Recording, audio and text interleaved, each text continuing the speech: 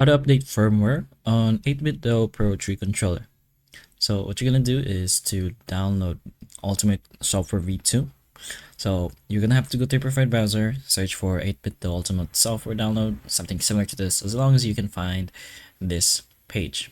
So press on that and you'll be able to see all of this. Now what you're gonna do is to go here, Ultimate Software V2, and choose your OS.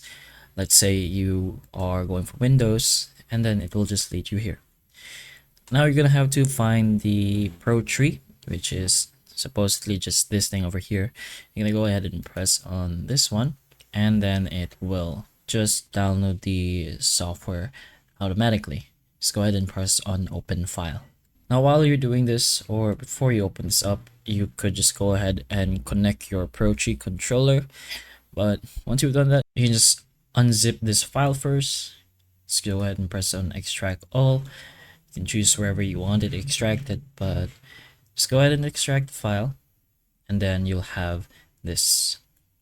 Open this up, go ahead and find this 8BitDo Ultimate Software V2, and just open this up.